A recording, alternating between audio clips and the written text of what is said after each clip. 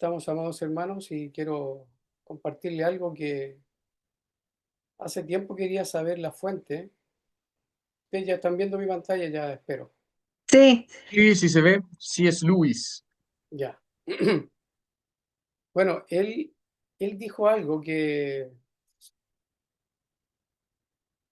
debido a Mateo 24, versículo 34 y otros versículos, él dice algo así. Está tomado de uno de sus ensayos. Este ensayo es La última noche del mundo y otros ensayos. De ahí lo toman. Y dice, digan lo que quieran, nos dirán, las creencias apocalípticas de los primeros cristianos han demostrado ser falsas. El Nuevo Testamento deja claro que todos esperaban la segunda venida durante su vida. Y peor aún, tenían una razón, una que les resultará muy vergonzosa. Su maestro se lo había dicho. Él lo compartió e incluso creó su engaño. Dijo con estas palabras, no pasará esta generación hasta que todo esto suceda. Y se equivocó. Claramente no sabía más que nadie sobre el fin del mundo.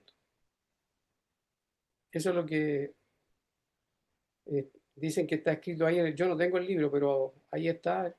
Si alguno quiere comprobar, La última noche del mundo y otros ensayos. Termina diciendo, es ciertamente el versículo más embarazoso de la Biblia. ¿Ya? Y después buscando una fuente, buscando más información, lo tomé de acá, ¿ya? Algo así como detrás de los evangelios, algo así, parece que es la página en español, ¿ya?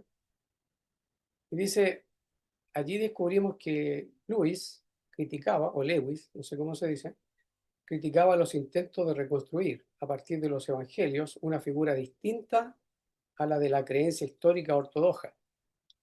Sin embargo, en al menos un aspecto, Lewis estaba de acuerdo con los críticos. Como observan muchos eruditos de su tiempo y todavía hoy, Jesús y la iglesia primitiva creían que el reino de Dios llegaría dentro de una generación. Y se equivocaron. Han pasado 2000 años y seguimos esperando. C.S. Lewis llega incluso al punto de llamar a Mateo 24:34, un versículo acerca del cumplimiento de todas estas cosas en una generación, el versículo más embarazoso de la Biblia. Algunos admiradores modernos de Lewis, particularmente los evangélicos, pueden sorprenderse de que Lewis admita el error de Jesús en este punto y el error de las Escrituras. Sin embargo, aunque Lewis consideraba que las Escrituras tenían, en cierto sentido, autoridad, tenía claro que no todas las partes de ellas eran la palabra de Dios en el mismo sentido. En este sentido, las opiniones de Lewis sobre las Escrituras eran quizás más afines a la neortodoxia que al evangelicalismo contemporáneo. ¿Cómo resuelve entonces Lewis la tensión de las expectativas fallidas? Señala dos cosas. Primero, que Jesús se equivocó de una manera extrañamente tranquilizadora, precisamente en el punto en que confiesa su ignorancia. Como él mismo dice, de aquel día y de aquella hora nadie sabe, ni siquiera el Hijo, ni los ángeles del cielo, solo el Padre. Lo toma de Mateo 24:34. En segundo lugar, en una aplicación del principio histórico de la vergüenza, la confesión de la ignorancia de Jesús en los evangelios puede tomarse como un indicador, fíjense lo que dice, puede tomarse como un indicador de su fiabilidad. Parece entonces que Lewis pudo convivir con un Cristo y una Biblia falibles. Tal es el tipo de cosas que podríamos esperar del misterio de la encarnación. Aquí está Lewis sobre el Jesús apocalíptico. Pero aún hay algo peor por venir. Digan lo que quieran, nos dirán. Estas son palabras o escritos de Lewis, de C.S. Lewis. Pero aún hay algo peor por venir. Digan lo que quieran, nos dirán. Las creencias apocalípticas de los primeros cristianos han demostrado ser falsas. El Nuevo Testamento deja claro que todos esperaban la segunda venida durante su vida. Y peor aún, tenían una razón, una que les resultará muy vergonzosa. Su maestro se lo había dicho. Él compartió e incluso creó su engaño. Dijo con estas palabras: esta generación no pasará hasta que todo esto suceda. Y se equivocó. Claramente él no sabía más que nadie sobre el fin del mundo. No sabía más que nadie sobre el fin del mundo. Sin duda, es el versículo más embarazoso de la Biblia. Sin embargo, qué provocativo resulta también que a las 14 palabras se lea la declaración: pero de aquel día y de la hora nadie sabe, ni siquiera los ángeles que están en el cielo, ni el Hijo, sino el Padre. La única manifestación de error y la única confesión de ignorancia se dan la una junto a la otra. No debemos dudar de que así se manifestaban en boca del propio Jesús y no simplemente las expresó así el reportero. A menos que el reportero hubiera sido completamente honesto, jamás habría registrado la confesión de ignorancia. No habría tenido ningún motivo para hacerlo salvo el deseo de decir toda la verdad. Y a menos que los copistas posteriores hubieran sido igualmente honestos, jamás habrían conservado la predicción, aparentemente errónea, sobre esta generación, después que el paso del tiempo hubiera demostrado el aparente error. Este pasaje, Marcos 13:30 al 32, y el clamor: ¿por qué me has, por qué me has, por qué me has abandonado? Marcos 15:34, en conjunto constituyen la prueba más contundente de la fiabilidad histórica del Nuevo Testamento. Los evangelistas poseen la primera gran característica de los testigos honestos. Mencionan hechos que, a primera vista, perjudican su argumento principal. Los hechos, entonces, son estos: que Jesús se declaró, en cierto sentido, ignorante y en un instante demostró que realmente lo era. Creer en la encarnación, creer que Él es Dios, dificulta comprender cómo pudo ser ignorante, pero también confirma que, si dijo que podía ser ignorante, entonces realmente podría serlo, pues un Dios que puede ser ignorante es menos desconcertante que un Dios que falsamente profesa su ignorancia. La respuesta de los teólogos es que el Dios hombre era omnisciente como Dios e ignorante como hombre. Esto, sin duda, es cierto, aunque inimaginable. Tampoco es imaginable la inconsciencia de Cristo en el sueño, ni el crepúsculo de la razón en su infancia, menos aún su vida meramente orgánica en el vientre de su madre. Pero las ciencias físicas, al igual que la teología, proponen a nuestra creencia mucho que es inimaginable. Una generación que ha aceptado la curvatura del espacio no tiene por qué sorprenderse ante la imposibilidad de imaginar la conciencia de un Dios encarnado. En esa conciencia, lo temporal y lo atemporal se unían. Creo que podemos aceptar el misterio en ese punto. Y ahí están las fuentes del escritor de esta página. ¿Ya? Ahí están las fuentes donde él lo toma. Reflexiones sobre los salmos. ¿Ya? Y La última noche del mundo y otros ensayos. ¿Ya? Esto está en una página en inglés que yo la traduje con el Translator. ¿Ya? El Translator de Google. Espero que esté clara la traducción. ¿Sí? De todas maneras, queda claro. Yo lo había escuchado de muchos antes, pero quería ver la fuente y ahí está. Entonces, La última noche del mundo y otros ensayos. Entonces, no sé, pues me gustaría que piensan de esto, porque ciertamente dicen que C.S. Lewis era creyente. Se dicen que era ateo y después se convirtió. Eso es lo que tengo entendido. ¿Qué les parece alguna de las declaraciones que él hace? No sé qué les llamó la atención de las declaraciones que hizo él con respecto a lo que el Señor Jesús dijo. Adelante, Andrew. O Hola Juan. a todos. Hola. Sí, yo creo que Yo leí bastante también y también leí el ensayo que está disponible al menos. Porque yo se lo escuché a usted, me acuerdo, una vez que estábamos en su casa, Sí, que me lo dijo. Hace rato fue. Sí, sí, esto fue hace, debe haber sido más de un año quizás. sí, hace tiempo. Y, y yo lo busqué, me acuerdo, porque me inquietaba el hecho de decir, pero ¿cómo si este viejito hizo hasta películas para niños para que, hablando del Señor y todo? Y yo al menos personalmente llegué a la conclusión de que él no, o sea, él es creyente, pero en esas declaraciones, al menos cuando yo las busqué y las leí, él estaba siendo como súper honesto en lo que le inquietaba. Y recuerdo que él decía algo así como que eh, él quería ser lo más honesto posible para intelectualmente, porque habían cosas que bajo lo que él creía no le cuadraban. Entonces, yo poniéndome en su lugar dije, oye, ¿cuántos de nosotros no hemos dicho cosas de repente de Dios o hemos actuado en contra de Dios, en contra de lo que creemos y hemos sido deshonestos intelectualmente también? Y él, yo creo que estaba siendo sincero cuando dijo, oye, ¿sabéis qué? No, no creo que, o sea, creo que puede haber sido que se haya equivocado, no sé. Sí, El hecho es que él estaba siendo honesto según lo que yo logré entender al menos, como que él estaba tratando de sincerarse y dejarlo escrito todas aquellas preguntas que le intrigaban y todas aquellas cosas que le intrigaban acerca del Señor. claro. Pero no sé si diría derechamente que no es creyente, pero sí que de repente yo digo, yo también muchas veces he cuestionado a Dios y he dicho, oye, pero ¿qué pasa aquí? ¿Qué pasa acá? Y uno se hace preguntas.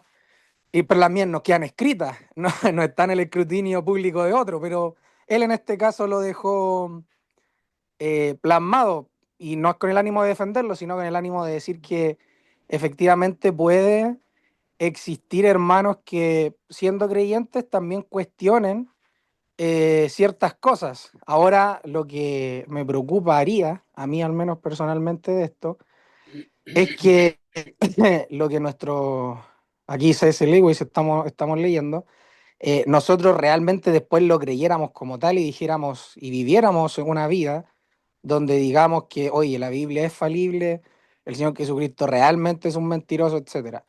Pero si son planteamientos como él los daba o los escribió o preguntas que se hizo, no le veo problema al hecho de cuestionar o al hecho de preguntarnos cómo encaja esto o cómo encaja esto otro, etcétera. Pero sí le encuentro sentido también, respondiendo también a su pregunta, sentido a que bajo la lupa que él lo mira, que es el dispensacionalismo, diga efectivamente que mintió, porque si un dispensacionalista lee la escritura en ese sentido y la literalidad con la que estamos entendiendo nosotros la escritura de que tuvo que ser en esa época, en ese siglo, en esa generación, entonces claro que podríamos llegar a decir, oye, claro, el Señor mintió, pero como ahora estamos descubriendo que el Señor no mintió, sino que vino efectivamente, entonces de nuestra mente debería despejarse toda duda en el hecho de decir, oye, lo que el Señor dijo no lo quiso decir de esa manera o no implica necesariamente lo que él quiso decir. Porque hay algunos que esos dicen, oye, él dijo esta generación, pero no quiso decir lo que dijo prácticamente, llegan a concluir. Pero en ese sentido yo estoy de acuerdo con el hecho de cuestionarnos las cosas, pero ha sido enriquecedor al menos para mí los estudios que hemos hecho por lo mismo, porque al pararnos en el dispensacionalismo y decir, oye, esa línea está tan errada que uno efectivamente puede llegar a decir, oye, si el dispensacionalismo es cierto, entonces el Señor le mintió a ellos al decirle que iba a venir en su época porque nunca vino, po. Entonces, claro que se levantarían dudas, pero como ya lo hemos visto y para no redundar, muy, muy buenos los estudios porque nos llevan a posicionar que Cristo dijo que venía y vino y cumplió en esa generación lo que dijo que iba a cumplir. Eso. Gracias, gracias, gracias, Andrew.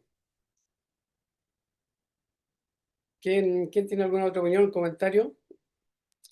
Yo, Adelante, Sonia. A ver. a mí me dolió,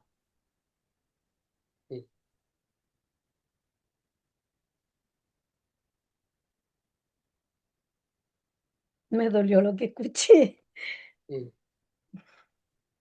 Decir que Jesús es falible, o sea, No sé, no es lo mismo que lo haya escrito yo, el alcance no es el mismo.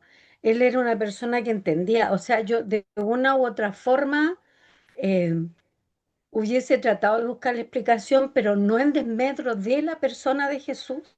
O- No sé si me explico, Sí, pero por supuesto. lo encontré fuerte, Sí, fuerte. sí. Eso. Bueno, para los que llegan, aprovecho de saludarles, Elías, hola, y Gladys, bendiciones. Acabo de leer el párrafo, el extracto, un pequeño extracto del libro de C.S. Lewis. A ver, lo voy a poner de nuevo para que lo vean, algunos que no lo han visto. ¿Ya? Ahí está, espero que lo puedan ver. Ese es, está tomado de La última noche del mundo y otros ensayos. ¿Ya? Y después leí una página, hay muchas páginas con respecto a esto mismo, pero yo escogí esta, ¿ya? Que pareciera ser que es de una persona que pareciera ser que tiene una opinión parecida a la de Luis, me parece, o algo así, ¿ya? Pero de todas maneras lo que interesa es el escrito de Luis y de qué provecho podemos sacar nosotros, qué cosas, qué conclusiones podemos estar sacando, ¿ya? Por lo menos a mí me parece que algunas de las cosas interesantes a la luz de los estudios que estamos llevando a cabo, ¿ya? Él, él dice algo acá interesante. eh, yo estoy de acuerdo con lo que dice Sonia, igual es fuerte para uno escucharlo, y más todavía de alguien que se dice que es creyente, independiente de que uno diga eso no es salvo porque no le cabe a uno saber si es o no, ¿ya? Son las palabras las que uno, los dichos son los que uno analiza y son los que llegan, ¿ya? El, de las cosas que dice él, a ver, aquí, esta parte me llama la atención, fíjense, él dice, allí descubrimos que Lewis criticaba los intentos de reconstruir, a partir de los evangelios, una figura distinta a la de la creencia histórica ortodoxa. Sin embargo, en al menos un aspecto, Lewis estaba de acuerdo con los críticos. Fíjense lo que dice ahí. Él estaba de acuerdo con los críticos, ¿ya? Como observan muchos eruditos de su tiempo y todavía hoy. Jesús y la iglesia primitiva creían que el reino de Dios llegaría dentro de una generación. Esos son los eruditos de su tiempo, ¿ya? Lo que decía. Jesús y la iglesia primitiva creían que el reino de Dios llegaría dentro de esa generación. Eso me parece interesante, lo que él dice, ¿ya? Claro, y después dice se equivocaron porque han pasado 2000 años, pero es interesante que él, que es un escritor que obviamente sabe mucho más que nosotros de reglas de la correcta interpretación, entonces, claro, él al leer no pasará a esta generación, entonces, obvio, él entiende lo que cualquiera que se ocupa de la relevancia de la audiencia y se ocupa de los tiempos, ¿ya? Entonces, deduce y le queda claro que el Señor dijo que iba en esa generación. Entonces, eso me llama la atención a mí porque creo que es correcto. Ahora, en lo que no estamos de acuerdo y en lo que nos choca es que diga que el Señor se equivocó. En vez de decir, oye, si él no se equivoca, si él, entonces, ¿por qué no lo entiendo bien? ¿Por qué dijo eso y yo entiendo que se equivoca? ¿Por qué? Entonces, uno debería cuestionarse y no eh, ponerlo en el Dios que para él viene a ser falible. En el Dios, bueno, por un lado, Dios es infalible, pero el hombre, y ahí hace una confusión en cuanto a la misma persona del Señor. Eso sería otro punto. Pero el tema es que se equivocó y después muestra la ignorancia, versículos más adelante, porque dice que lo sabe solo el Padre. Entonces él dice, y ahí reconoce que no sabía, reconoce su ignorancia. Y eso mismo hace entonces que él tenga mayor confianza en la Biblia, porque aunque él se equivocó y también los apóstoles que le creyeron a él y enseñaron lo mismo, se equivocaron y quedó escrito y ninguno después cambió la escritura, sino que siguió pasándose de mano en mano, de escrito en escrito, hasta nuestros días, y que entonces él diga, eso a mí me da confianza en las escrituras porque no cambiaron, aunque se equivocaron, no cambiaron. Entonces hace un pensamiento así medio, según mi comprensión de lo que acabo de leer, ¿no? Entonces es raro, es raro. Pero lo que quiero destacar es que él entiende que lo que el Señor dijo, yo creo que él lo entendió bien. Lo que pasa es que él no lo interpretó correctamente porque no se adecuó al lenguaje bíblico. Y como decía Andrés, con lentes que le prestaron para que leyera la Biblia, unos lentes ya sea de corte dispensacional o futurista, cualquiera de las líneas futuristas. Eso me parece a mí, ¿ya?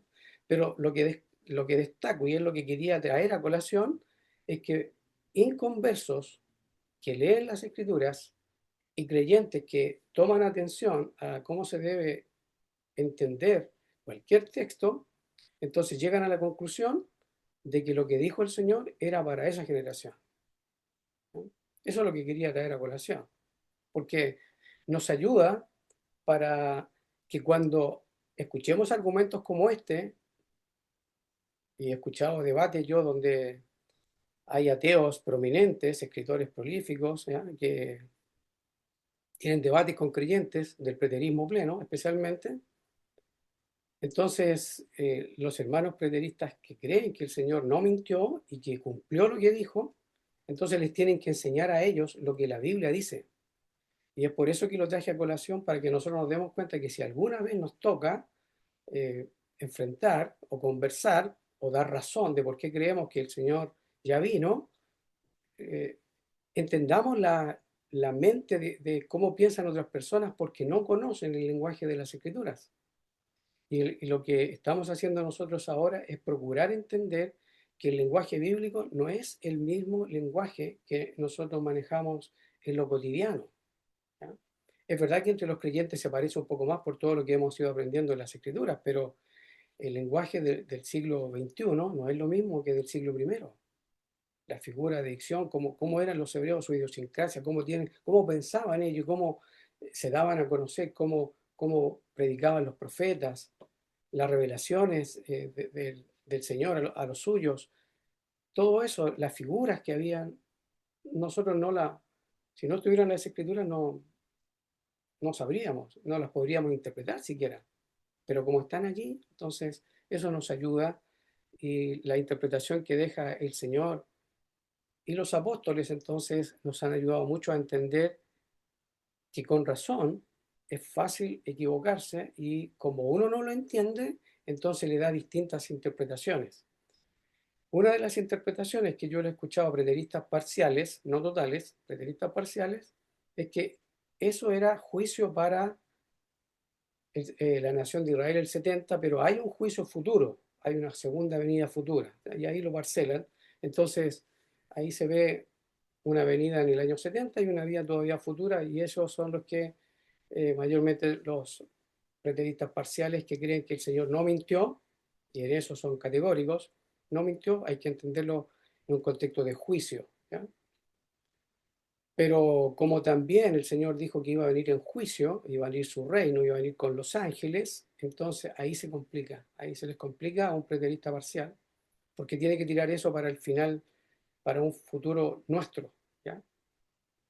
Ok, quería dejarle eso en mente y si no hay otro comentario, quiero seguir entonces con los textos que todavía están pendientes, ¿ya? Si no hay otro comentario, voy a ir a mi Biblia.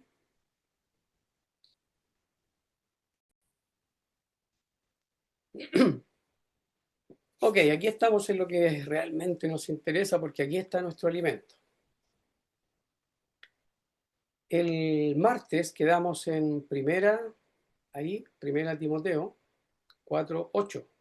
Aquí estamos en Timoteo, ¿ya? Donde habla de que algunos apostatarán de la fe. Y vimos acá, primera Timoteo 4:8, dice, porque el ejercicio corporal para poco es provechoso, mas la piedad para todo aprovecha, pues tiene promesa de la vida presente y de la venidera. A ver, yo creo que ya muchos ya saben ¿cómo debería haberse traducido aquí? Porque las Biblias literales lo traducen, perdón, de mejor manera. A ver, ¿se acuerdan? La palabra del griego aquí que debiera traducirse. Aquí cuando dice, pues tiene promesa de la vida presente, y recordemos Pablo escribiéndole a Timoteo, en su época, vida presente, época de ellos, y dice, y de la venidera. Entonces la palabra venidera, ahí, fíjense cuál es. Otra vez, melo, Melo. Eso. estar a punto de, ¿ya? Entonces, cuando leemos aquí, pues tiene promesa de la vida presente y de la que está a punto de ser. Así, y de la que está a punto de ser. ¿Se fija? Se traduce venidera y entonces aquí queda como un poco ambiguo. Pero cuando se lee, según el erudito del griego, según la gente que entiende el griego, entonces nos enseñan que la palabra melo, y ya lo hemos visto en muchos versículos, que habla de la urgencia, de la inminencia, que está a punto de. Entonces, aquí, clarísimo.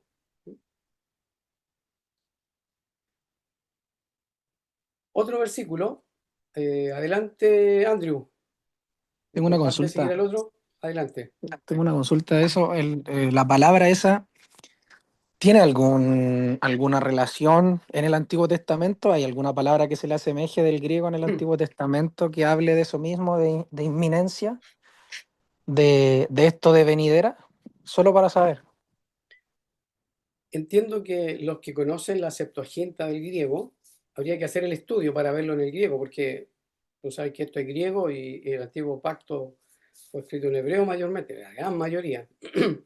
Entonces, lo que es la Septuaginta, lo que yo he escuchado, que también hay palabras que se ocupan, pero habría que revisarlo. Yo no lo he hecho, ¿ya?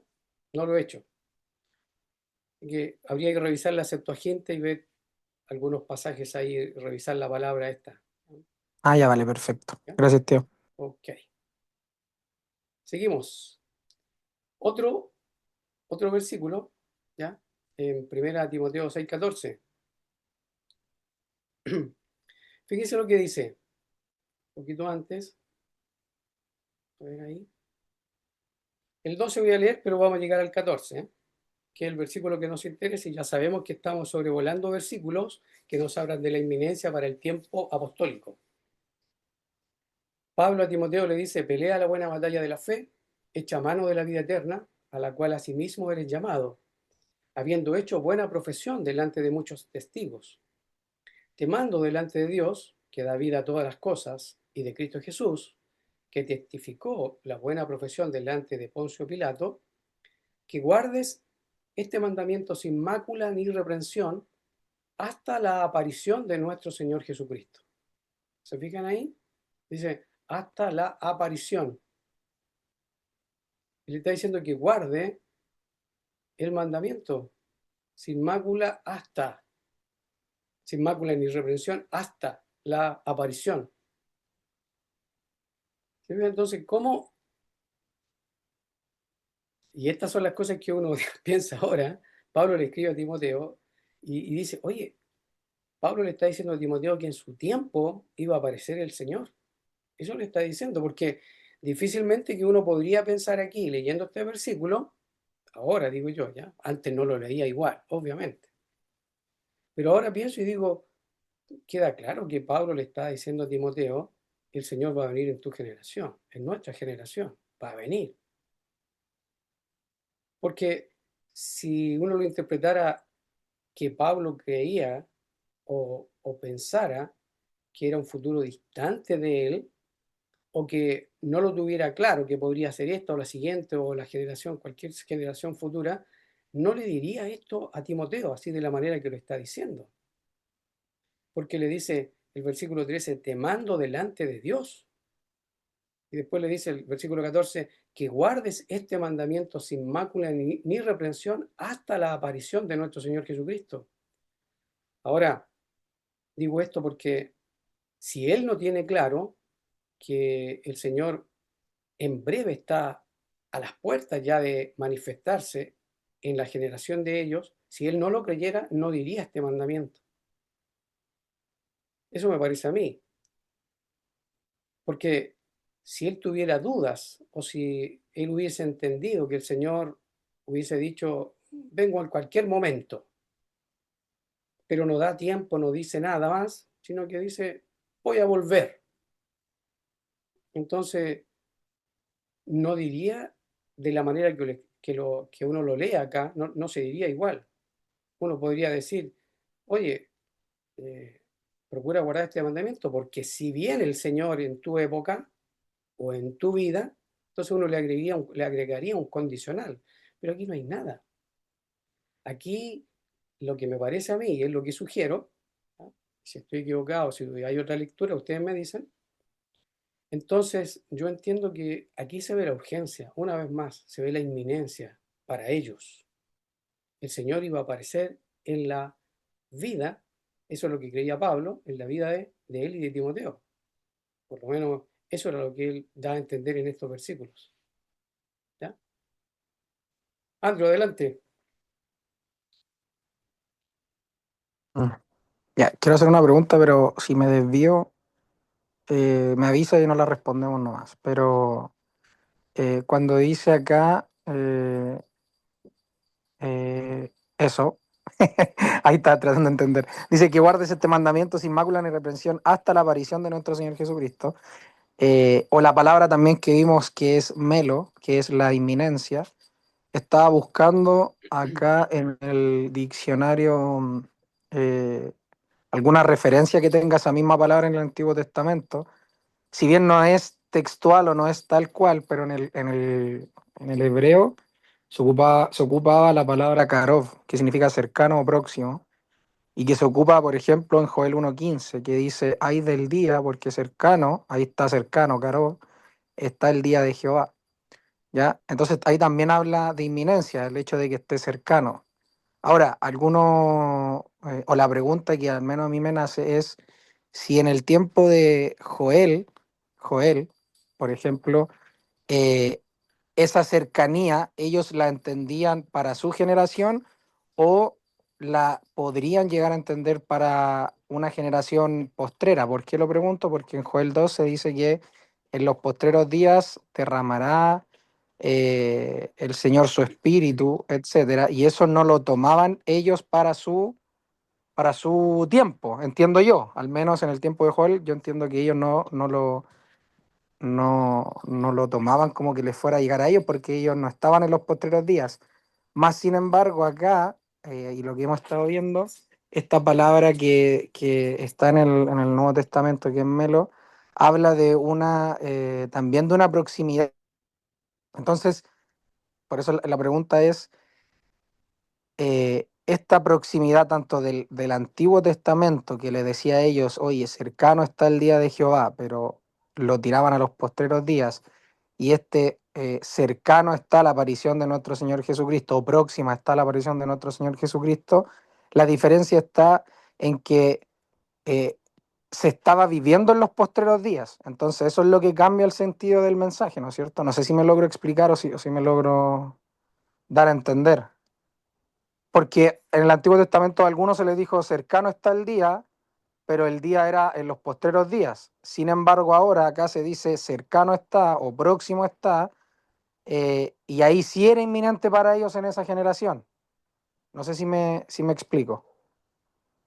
Y lo que yo creo es que es lo que hemos visto otras veces también, varias veces antes, es que siempre el contexto nos da más luz, siempre el contexto. Entonces, si se habla de cercano en un contexto de los últimos días, en el caso de Joel, en la venida del Espíritu y todo eso, entonces hay señales, hay indicios y que la audiencia de Joel o los que estaban viviendo en el tiempo de Joel, obviamente que entendieron que si no se daba eso no le aplicaba, si no se daban esos eventos que él menciona, entonces, claro, no lo iban a aplicar a sus propias vidas. Y es más, que cuando hemos visto también los versículos en primera de los Corintios capítulo 10, Pablo también deja claro que lo que fue escrito antes era para la generación del apóstol Pablo.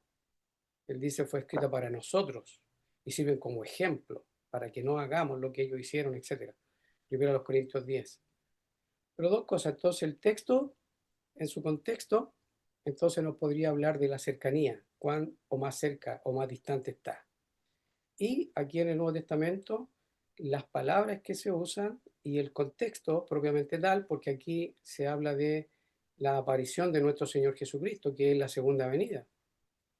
Y entonces, claro, texto en su contexto aquí uno ve inminencia para ellos, era cercano para ellos, porque Pablo le está diciendo a Timoteo que guarde ese mandamiento hasta la aparición de nuestro Señor Jesucristo. Entonces implica que el Señor Jesucristo tendría que llegar en ese tiempo, porque si no, significaría que no tendría ninguna razón de Pablo decirle a Timoteo que guarde el mandamiento sin mácula hasta la venida del Señor, pensando que la venida del Señor estaba distante de ellos todavía, o no sabía.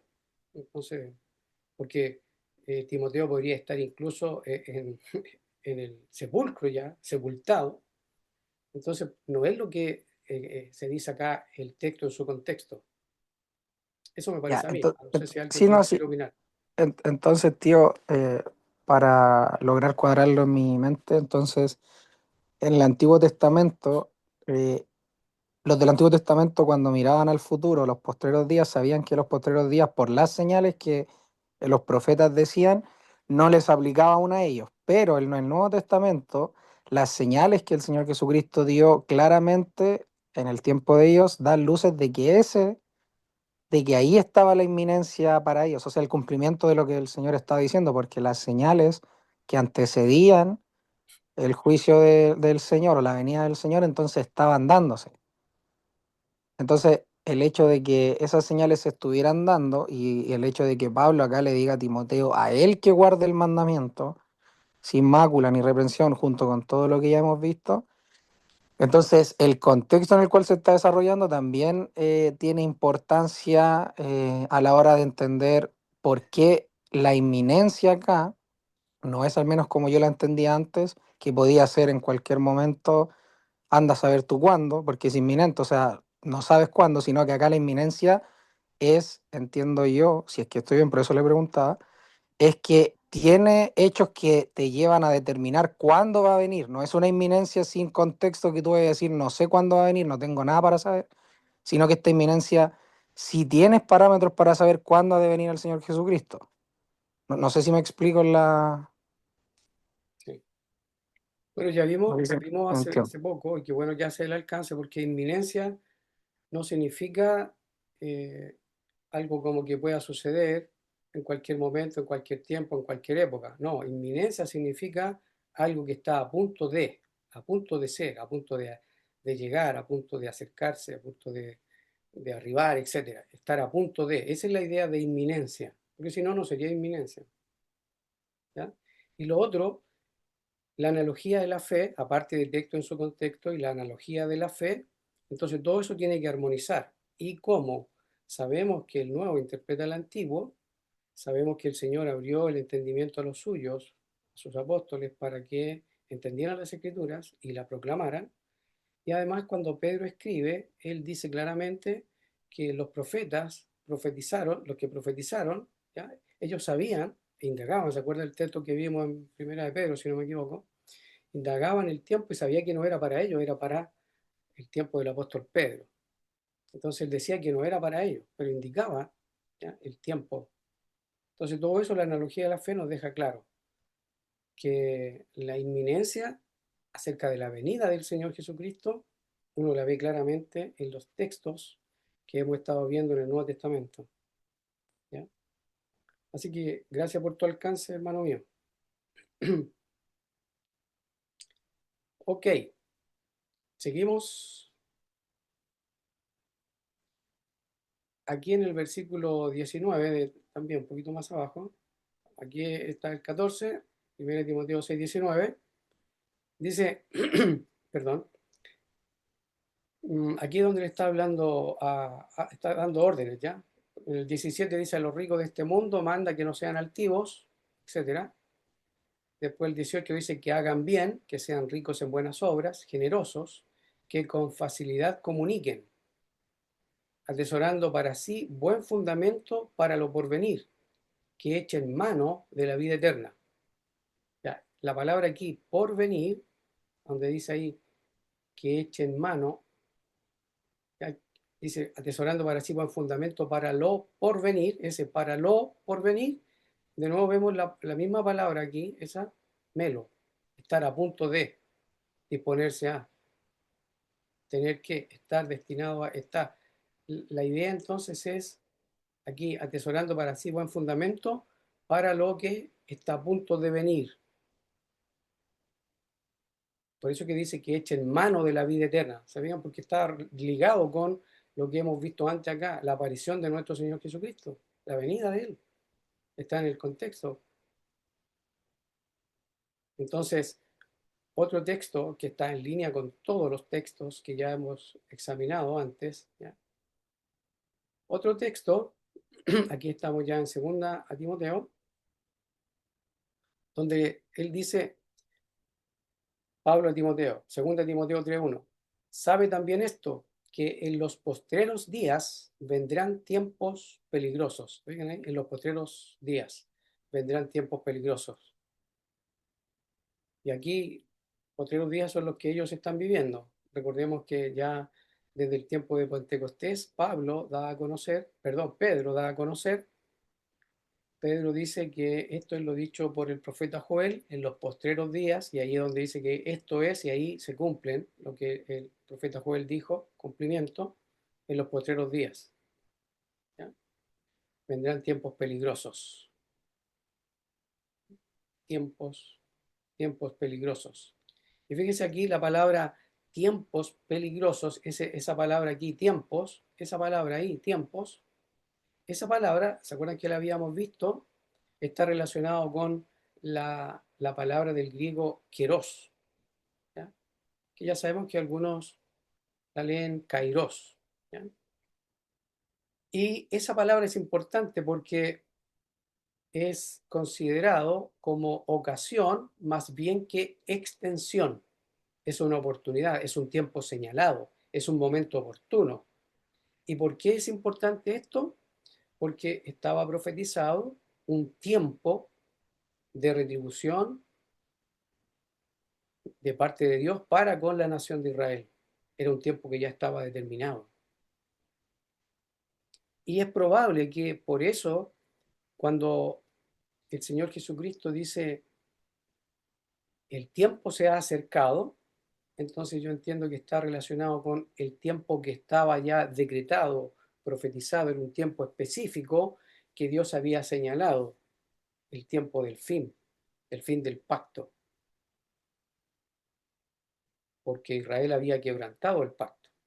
Entonces, yo sugeriría que aquí esa palabrita tiempo se está relacionado con un tiempo específico, no es cronos, ¿ya? Sino que extensión de tiempo, sino que es un tiempo definido, señalado, específico. ¿Sí? Los postreros días vendrán tiempos peligrosos. Y aquí dice por qué son tiempos peligrosos. Ahí, porque habrá hombres amadores de sí mismos, avaros, vanagloriosos, soberbios.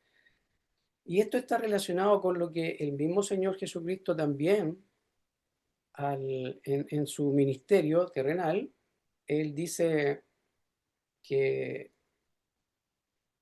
la generación que lo vio a él, Israel en este caso, después que él limpiaba la casa, y dice que después vienen más demonios y dejan la condición de la casa, la dejan peor. Entonces vienen demonios, ya ven la casa limpia, barrida, adornada, vienen demonios y la dejan peor. Y por los escritos que están ya sea de Flavio Josefo o de otros escritores que hablan que escribieron del año 70, nos dicen que cosas súper, súper complejas, difíciles, atroces fueron las que pasaron en ese tiempo donde estuvieron sitiados. Estuvieron súper, súper. Si algún día podemos ver algo de los escritos, seguramente algunos ya lo han hecho, pero realmente atroz. Una generación realmente perversa, mala, se dio de todo ahí. ¿Ya? Después dice en el versículo 5, teniendo apariencia de piedad, más negando la eficacia de ella, a esto se evita. Son consejos que está dando el apóstol porque son los postreros días. El versículo 6, porque de estos son los que entran por las casas y llevan cautivas las mujercillas cargadas de pecados, llevadas de diversas concupiscencias. Ahí sigue, ¿ya? Eh, todo esto está en un contexto de postreros días, consejos. Algunos dicen que el Señor y los apóstoles nos dejaron consejos para la iglesia en los postreros días. Y aquí está. Yo le escuchaba al hermano MacArthur que uno de los argumentos que tiene es que no hay advertencias para la iglesia en los postreros días, para los postreros días. Pero el Señor les dijo a los apóstoles, y los apóstoles también, mientras estaban en vida, todavía estaban dando estos consejos. Se dieron consejos para la iglesia que estaba en los postreros días. Ahora, ¿por qué se dice que no hay consejos para la iglesia en los postreros días? Porque se tiran los postreros días para una generación futura de nosotros. Y ahí está el craso error.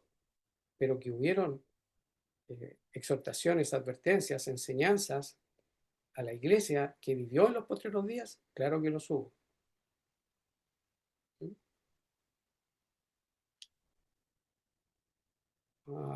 Yo creo que ahí de 2 Timoteo 3 hay varios, ustedes lo pueden ver, ¿ya?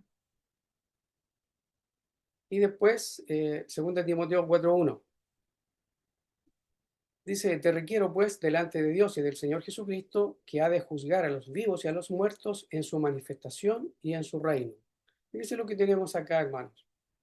Acá el apóstol, al escribirle a Timoteo, dice que el Señor Jesucristo ha de juzgar a los vivos y a los muertos. O sea, que aquí habla de un tiempo de juicio y un tiempo de resurrección. Y habla del tiempo de la venida en su reino. Ahí, ¿se fijan? ¿Ya? Entonces, en vista y considerando de que el Señor va a venir a juzgar a los vivos y a los muertos en su manifestación y en su reino, entonces le dice Pablo a Timoteo, predica la palabra, insta a tiempo y fuera de tiempo, redarguye, etc. ¿Ya? Ahora, ¿qué es lo importante del versículo 1? Que habla de juicio, habla de resurrección y habla de la venida del reino. Y, como ya hemos visto en otros muchos pasajes, esa palabrita ahí que se traduce AD, AD, y uno la ve aquí, entonces es la misma palabra acá, en el número de Strong, ya sabemos que es el 3195, estar a punto de. Entonces, te requiero pues delante de Dios y del Señor Jesucristo, que está a punto de juzgar a los vivos y a los muertos en su manifestación y en su reino. Todo eso estaba ahí, a las puertas. Y es la misma palabra. Queda clarísimo ahí. Me parece a mí que está súper claro, ¿ya? Y es por eso que todo lo que el apóstol Pablo le dice a Timoteo, cómo se tiene que ocupar. Otro pasaje también muy conocido para nosotros, que estuvimos un tiempo meditando en Hebreos, es este, versículo 1 de Hebreos 1. Dios, habiendo hablado muchas veces y en muchas maneras en otro tiempo a los padres por los profetas, en estos postreros días, ¿se fijan? Ahí ya está hablando de los postreros días, nos ha hablado por su Hijo. O sea, en la venida del Hijo, según este texto, nosotros podemos entender que eh, una vez que viene el Hijo de Dios y el apóstol, bueno, el autor aquí, que para muchos de nosotros podría ser el apóstol Pablo, el autor a los Hebreos, ya después de mucho tiempo que el Señor ya había ascendido, se entiende que Hebreos fue escrito poco antes del año 70 y, y ellos estaban ya viviendo en estos postreros días. Dice, nos ha hablado por su Hijo, a quien constituyó heredero de todo.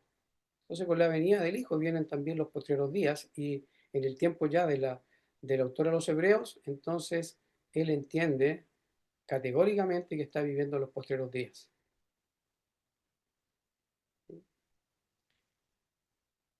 Y después, acá en el versículo 14, que está en el contexto, dice el versículo 14 al final, perdón, el capítulo 1, versículo 14, ¿no son todos espíritus ministradores enviados para servicio a favor de los que serán herederos de la salvación? Aquí entonces, herederos de la salvación. Y lo importante es que estamos en los postreros días, está en el contexto de ser herederos de la salvación, pero esa palabrita que serán, de nuevo, fíjense, melo, melo, estar a punto de... ¿ya? Entonces, que están a punto de heredar la salvación o a punto de ser herederos de salvación. Es algo ahí que está a las puertas. Otro texto que armoniza con todo lo que el Señor Jesucristo ha dicho, de ahí la importancia de ver lo que vimos al principio acerca de C.S. Lewis. O sea, él no entendió, definitivamente no entendió. Y tampoco nosotros entendíamos, así que con la gracia del Señor entendemos que ahora Dios ha tomado los medios para hacernos llegar estas verdades que estaban ocultas para nosotros. Aquí en Hebreos 2.5, el autor dice, porque no sujetó a los ángeles el mundo venidero. Y esa palabra venidero, ustedes ya saben cuál es, ¿ya? Es la misma palabra, melo. Y entonces debería traducirse el mundo a punto de ser. Porque no sujetó a los ángeles el mundo a punto de ser, del cual hablamos, dice, y aquí todavía queda más claro, del cual hablamos, dice el autor de los Hebreos acá. Versículos súper importantes que nos van dando todavía más y más material, más certeza, más confirmación, más asidero para entender que nuestro Señor Jesucristo jamás mintió y que todo lo que la Escritura dice está en línea con los dichos de Él y de los suyos, porque obviamente es palabra de Dios, es inspirado, no tiene errores, no hay equivocaciones. En Hebreos 6.5, aquí en Hebreos 6.5, dice, y asimismo gustaron la buena palabra de Dios y los poderes del mundo venidero. ¿Se fijan allí? Ahí la palabra mundo es eón, ¿ya? Edad, época, era, ahí está, eón, ¿ya? Edad, era, orden del mundo, en algunos contextos se traduce como eternidad, ¿ya? Entonces acá, y asimismo dice, gustaron la buena palabra de Dios y los poderes del mundo venidero, o sea, de la era, del siglo que estaban viviendo ellos, y esa palabrita venidero, de nuevo, es la misma palabra melo, o sea, y los poderes de la era que está por venir, la era que está a punto de. De nuevo tenemos otro texto de inminencia para la generación que vio al Señor, la generación apostólica. Aquí en Hebreos 6.8, que dice, pero la que produce espinos y abrojos es reprobada y cercana a ser maldecida, y su fin es el ser quemada. Recordemos que el autor de los Hebreos acá escribe a personas que están dudando de ir o no a sacrificar al templo, ¿ya? Y entonces todas esas exhortaciones son eh, derivados de lo mismo, ¿ya? Tratando de convencerlos, de llevarlos a la verdad, a mostrarles el camino correcto que es seguir al Señor y no ir la ley mosaica. Entonces acá cuando dice, pero la que produce espinos y abrojos es reprobada y cercana a ser maldecida, y su fin es el ser quemada. Y aquí sugeriría yo que entre líneas leo, lo reconozco, entre líneas leo que está apuntando a lo que iba a pasar con la ciudad y el templo. Ahora, la palabra cercana aquí, esta palabra es otra que ya hemos visto y que es la palabra enguis, cerca. de cerca, junto a, cercano, al borde de. Entonces, la que produce espinos y abrojos es reprobada y al borde de ser maldecida.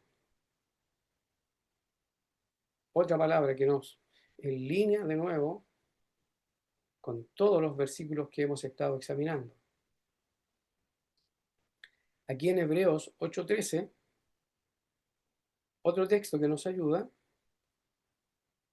dice, y al decir nuevo pacto, da por viejo al primero, y lo que es dado por viejo y se envejece, cerca está a desvanecerse. Entonces está hablando del contraste entre el antiguo y el nuevo pacto. El antiguo se hizo viejo, entonces está pronto a desaparecer, se envejece. Y la palabra aquí, cerca, de nuevo, la palabrita cerca, es la misma que vimos, ¿ya?, en Gis, cerca, de cerca, junto a, cercano, al borde.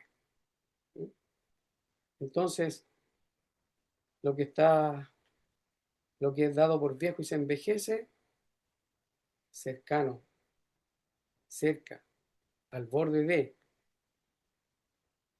y ahí queda. Se fijan una vez más la inminencia en los escritos de los discípulos del Señor. Y aquí lo importante que, una vez más, recalcar que lo que tiene escatología, que es el estudio de las últimas cosas, es el antiguo pacto. Y eso es lo que se estaba envejeciendo. Es el mundo de la ley mosaica. Son los cielos nuevos, son los cielos y tierra del pacto mosaico. Eso también lo vamos a ver más adelante, Dios mediante. Eso es lo que está cerca, a punto, al borde de desvanecerse. Eso es lo que tiene escatología. La escatología, por eso que al preterismo pleno también se le conoce como escatología cumplida. ¿Por qué cumplida? Porque el antiguo pacto ya se terminó, ya Dios lo desechó, quedó obsoleto el antiguo pacto y ahora estamos en un nuevo pacto que no tiene fin. Otro texto aquí en Hebreos 9:8 dice, dando en esto a entender el Espíritu Santo que aún no estaba descubierto el camino al lugar santísimo, entre tanto que el primer tabernáculo estuviese en pie. ¿No? La misma idea, lo cual era figura de aquel tiempo presente, en el cual se presentaban ofrendas y sacrificios que no podían hacer perfecto en cuanto a la conciencia al que servía con ellos, ya que consistía solo en comidas y bebidas y en diversos lavamientos y ordenanzas acerca de la carne que le fueron impuestas hasta el tiempo de la restauración. Mas estando ya presente Cristo, sumo sacerdote de los bienes que habían de venir, por el más amplio y más perfecto tabernáculo no hecho de manos, es decir, no de esta creación. ¿Ya? Entonces aquí vemos de nuevo el contraste. Tiene que desaparecer todo el antiguo pacto, ¿ya?, porque era figura del tiempo presente, que vivían en el tiempo que vivían los apóstoles y el autor de los Hebreos. En ese tiempo, dice, se presentaban ofrendas y sacrificios que no podían hacer perfecto en cuanto a la conciencia. En ese tiempo, cuando estaba en pie el, el, el pacto antiguo, el templo antiguo, en este caso el tabernáculo, ¿ya? Y la idea acá, entonces, que tiene que haber restauración, el tiempo de la restauración. Fueron impuestas, y aquí vemos que, y lo hemos analizado otras veces, el pacto mosaico era temporal, la ley era temporal. Nunca Dios pensó poner la ley mosaica como que fuera eterna. Era algo temporal. Y dice, hasta el tiempo de la restauración. Hasta el tiempo de la restauración, ¿se fijan? Entonces, el pacto mosaico era lo que tenía fin, tuvo su fin. Ahora, en el versículo 11 dice, mas estando ya presente Cristo, sumo sacerdote de los bienes que habían de venir. Y de nuevo, se fijan acá, al ver acá, al analizar, al ver la palabra aquí, eh, aquí está la palabrita que había de venir, esa que habían de venir, que se traduce aquí que habían de venir, es la misma palabra esta de melo, estar a punto de, es la misma. ¿Y por qué es tan reiterativo Pablo? Porque el fin del antiguo pacto estaba próximo a ellos para dar paso al nuevo. Es lo que vemos acá en Hebreos, el capítulo 9. Estaba muy cercano ya. Cuando analizamos, cuando estudiamos en su tiempo Hebreos, también nos dimos cuenta de eso. ¿Ya? Ahora, en el versículo 26 de Hebreos 9, voy a leer desde el 24 para darle un poco de contexto, pero ustedes ya saben que la tarea de cada uno después es ir a comprobar en las Escrituras. Esa siempre es la tarea que nos queda. ¿Ya? El versículo 24 de Hebreos 9 dice, porque no entró Cristo en el santuario hecho de mano, figura del verdadero, sino en el mismo cielo para presentarse ahora por nosotros en la presencia de Dios, y no para ofrecerse muchas veces a sí mismo como entra el sumo sacerdote en el lugar santísimo cada año con sangre ajena. De otra manera, le hubiera sido necesario padecer muchas veces desde el principio del mundo, pero ahora, en la consumación de los siglos, se presentó una sola vez por el sacrificio de sí mismo para quitar el pecado. Noten aquí, el autor de los Hebreos dice, pero ahora, cuando están terminando los siglos, cuando los siglos están en su consumación ya, en la consumación de los siglos, la consumación de los siglos del antiguo pacto. Eso está en línea con todo lo que hemos visto del libro de Hebreos y también en lo que hemos analizado, versículos que nos hablan de la inminencia. ¿Ya? Y nótese que está en línea, de nuevo, con juicio, ahí está en línea con juicio, o sea, está en el contexto de juicio y también está en el contexto de la venida del Señor. Porque dice el versículo 27, y de la manera que está establecido a los hombres que mueran una sola vez y después de esto el juicio, así también Cristo fue ofrecido una sola vez para llevar los pecados de muchos y aparecerá por segunda vez sin relación con el pecado, para salvación a los que le esperan. Fíjense, juicio, venida del Señor, salvación.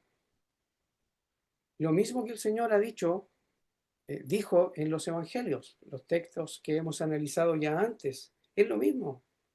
El Hijo del Hombre vendrá en la gloria, con sus santos ángeles, en la gloria del Padre, ¿ya? Y entonces eh, habla de que trae la recompensa y recompensará a cada uno conforme sea su obra. Entonces ahí vemos, de nuevo, la venida del Hijo del Hombre, el juicio, la resurrección, las recompensas o la retribución. Lo mismo que está acá, exactamente lo mismo.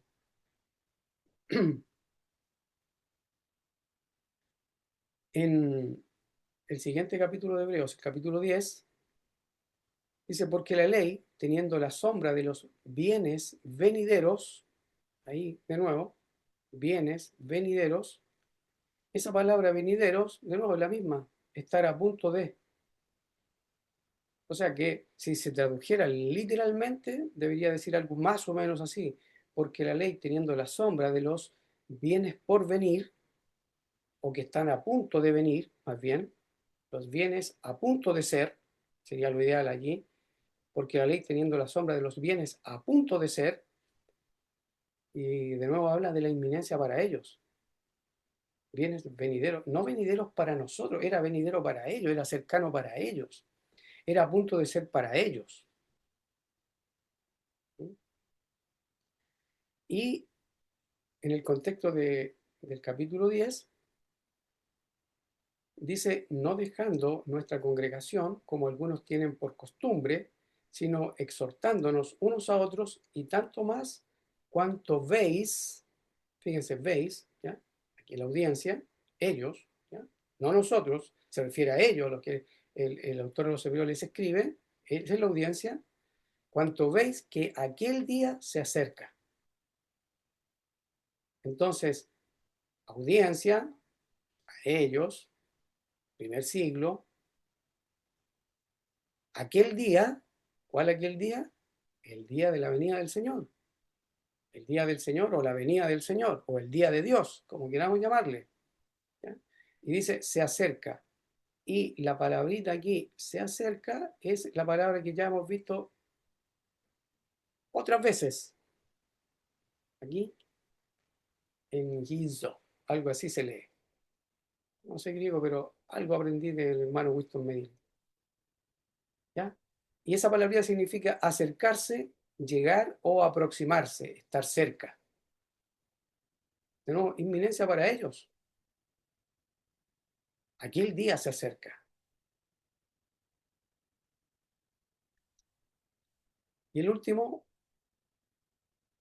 que vamos a ver hoy día, a ver, dos más para terminar el capítulo 10. ¿Ya? Aquí está hablando de que como algunos están yendo tienen la intención o están dudando de ir a sacrificar al templo, entonces el autor le dice que no, ya no, ya, porque ya hay un solo sacrificio que hace perfecto a todo aquel que cree. Entonces, como ellos están en duda, él les dice, versículo 26, porque si pecaremos voluntariamente después de haber recibido el conocimiento de la verdad, o sea, saber que Cristo ya pagó y hay un solo pecado, y ese pecado es un solo sacrificio por el pecado, y ese solo sacrificio, ¿ya? Es el que sirve ante Dios, y si no se toma ese sacrificio, entonces ya no queda más sacrificio por el pecado. No hay un sacrificio de animal válido ya delante de Dios. El único sacrificio válido es la ofrenda perfecta del Hijo de Dios. Entonces, con razón que les dice, si pecaremos voluntariamente después de haber recibido el conocimiento de la verdad, ya no queda más sacrificio por el pecado, sino una horrenda expectación de juicio y de hervor de fuego que ha de devorar a los adversarios. Y esa palabrita ahí, que ha de, es la misma palabra ya tan amiga de nosotros, melo, está a punto de, estar a punto de. O sea, si lo leyéramos literalmente, debería ser algo más o menos así. Si pecaremos voluntariamente después de haber recibido el conocimiento de la verdad, ya no queda más sacrificio por el pecado, sino una horrenda expectación de juicio y del borde de fuego que está a punto de devorar a los adversarios. Ahí está. Y el versículo 10, el último que vamos a ver por hoy día, dice, hablando de la venida del Señor, porque aún un poco de tiempo y el que ha de venir vendrá y no tardará. Oye, categórico, no tardará. Entonces, imagínense, digo, voy a venir en esta generación y ya han pasado, ¿cuántas generaciones ya en 2000 años? No, dicen, no hay tardanza. Por eso que el apóstol, cuando veamos también en 2 Pedro 3, vamos a ver que no hay tardanza alguna. El Señor no retarda su promesa y es categórico. Y aquí en Hebreos, un poco de tiempo y el que ha de venir vendrá y no tardará. Y la palabra aquí, tardará, ¿ya? Tardar, demorarse, permanecer mucho tiempo. ¿Se fijan? No, no va a tardar, no va a demorarse, no va a permanecer mucho tiempo, porque está negado, no tardará. Y lo otro que me llamó la atención a mí aquí es que cuando dice un poco de tiempo, fíjense, aquí la palabra es micros, chiquitito, pequeñito. ¿Se fijan? Y aparece, fíjense, aparece ahí, ¿ya? Y después dice, ¿cuánto, cuánto, tan grande como, cuán grande? Esa es la otra palabra, ¿ya? Hasta dónde, cualquiera que. Entonces, y la otra es la misma, dos veces. Un poquito así, un micro de tiempo tantito, tantito, algo así, parece que fuera lo que procura decir. Es un pequeño tiempo, perdón, no es mucho. Por eso que dice, no tardará. Y después dice, más el justo vivirá por la fe, por fe, y si retrocediere, no agradará a mi alma. Y de nuevo está en el contexto de la salvación del alma. El que ha de venir, ¿ya? El que ha de venir, ahí está, vendrá y no tardará. Ok, lo vamos a dejar hasta aquí y espero que queden con tarea para verlo después en la casa, lo repasen y si tienen diccionarios, tanto mejor, ¿ya? Así que gracias al Señor hemos podido ir avanzando un poquito más, ¿ya? Yo creo que ahora queda mucho más claro, ¿no? Con tanto versículo que hemos puesto ahí, que gracias al Señor nos ha bendecido muchísimo, nos da mucho gozo, mucha alegría. ¿Ya? Voy a dejar de grabar. Si alguno tiene un comentario, una pregunta, antes de que deje de grabar. La audiencia primera al cristiano da luz, pues alumbra el mensaje que les dio Jesús. Para ella la urgencia en su generación, la profecía cumplida, triunfo y redención. Entender su contexto revela el gran plan consumado por Cristo, nuestro eterno Adán.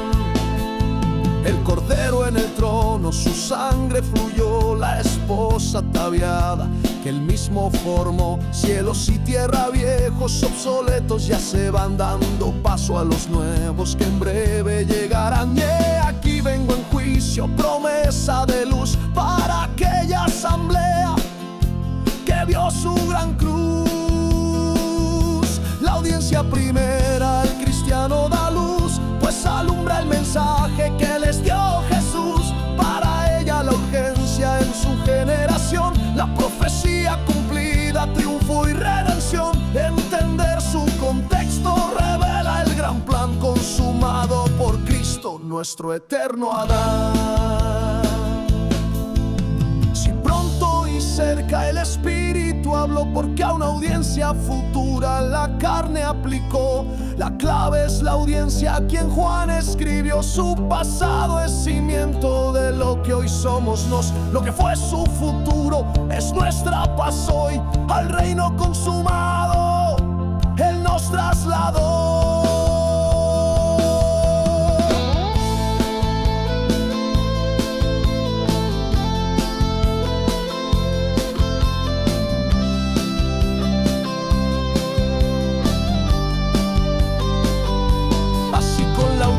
El texto se alumbró, certeza y consuelo que el tiempo ancló. Apocalipsis cumplido, no hay más que esperar.